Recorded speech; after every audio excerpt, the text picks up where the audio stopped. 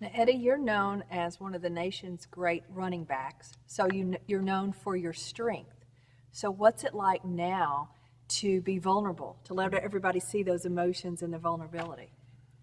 Um, it was quite a process to allow a true emotion to come through. In this piece, it's tough to find it because it moves so fast, and it's something that you just gotta say, hey, invite that energy to come in and guide you. You know, but for so many years, over the past 5 years, I've been studying, working with Jeff and others around the community to really give me a solid foundation to work from. So when I come to a place like this or come to a situation like this in this play, I'm prepared for that. So I guess at this point, I don't look at myself as the tough football player. I mean, that's something I did. I did it very well. But now I'm in the next phase of my life, and I'm comfortable in that, and I'm comfortable expressing that, and just being true to the story, and just telling the truth in the story. And if it calls for me to go there and shed a few tears, then so be it. It's only tears; they'll dry up. Jeff, you've been a leader in Nashville intellectually, creatively, spiritually. You're very serious and driven about your work. So what is it about this play that you thought was important to your mission in Nashville? One of the things that we want to try to do with Amun Ra Theatre is to expose the hidden light. That's what Amun Ra means. It means a hidden light in Egyptian. And we want to try to pick thought-provoking pieces that are going to be entertaining. You don't want to pick anything that's going to make people go to sleep. You don't want to pick anything that's sermonious that people would say, well, if I want to get a point, 1, 2, and 3, and then what to do, I'll go to church. I'll go get preached to. But you want to pick something that is thought-provoking and entertaining, but also can move people to look inside themselves. So Topdog, I was drawn to that because these guys are in a one-room apartment in an unnamed city. They are orphaned at an early age. And some people will look at that and say, well, what is the universal application of that? I don't know if I can relate to that.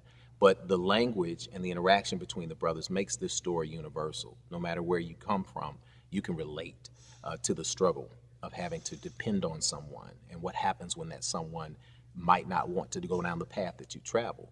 So asking those deeper questions of humanity, it's just a part of our mission. It's something that's incredible. It's a great gift for me as an actor, as a director, as even sometimes a producer, and as a colleague on stage. It allows us to experience what Lincoln and Booth experienced, and that's vulnerability.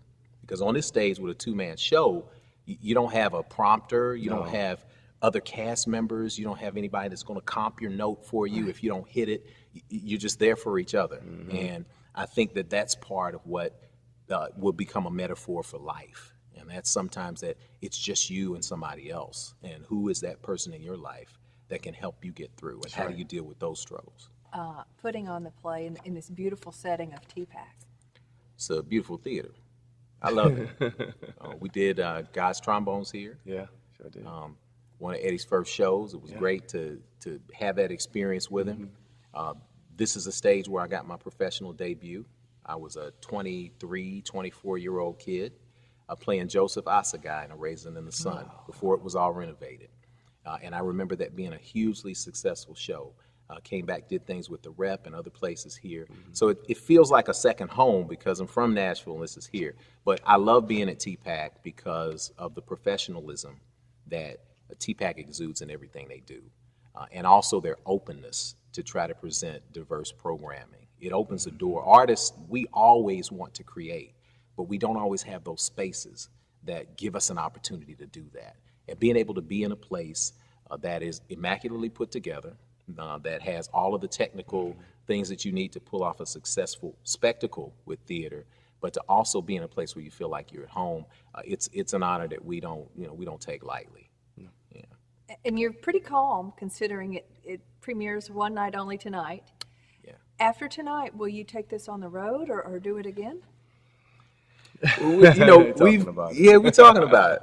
We got some requests from more than one city to do it. We actually have some people come into the show tonight who are interested in seeing it in some of their cities. And I mean, it's a painful process to go through giving birth to this. As long as we've been working, this is like a 7-year journey for me as a producer.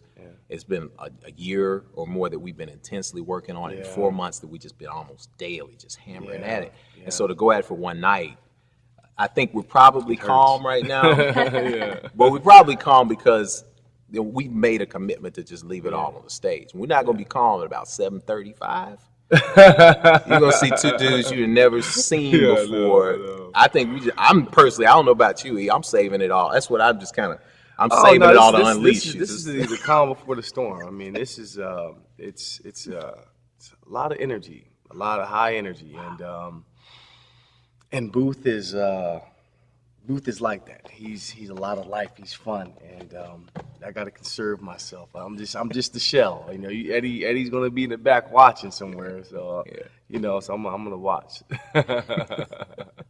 And the final question: who's gotten better at cards? I have to say he is.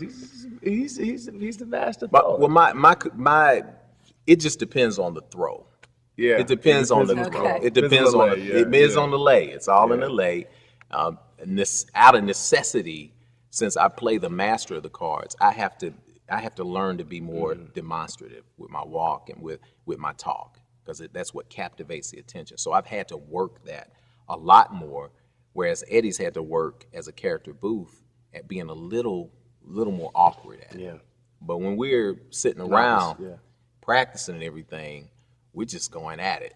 And when we hit there's like the 2-hand, 3-card switch, and then there's another one where you grab all 3 cards and just lay that thing. One hand. And this dude's got the one hand laid. It's that, I wouldn't mess with him on the street.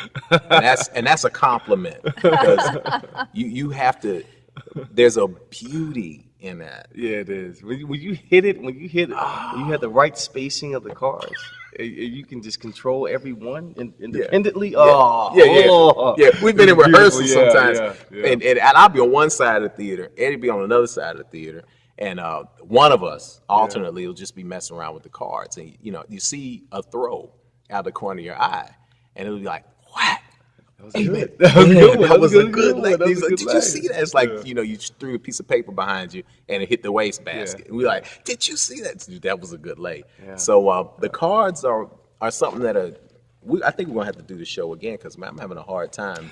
Yeah, I mean, not wanting to mess with the cards. Right. And you spend all this time developing, growing, getting to know this character, getting to know the play. And just to do it for one night, it's like, you want to do it forever, almost.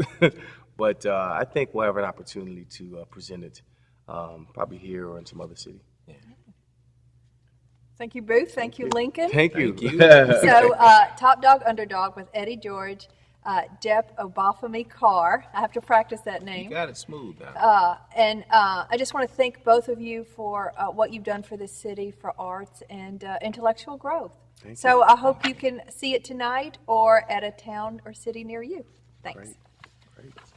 Thank you, Beverly. That was nice. Thanks, Beverly. That was great.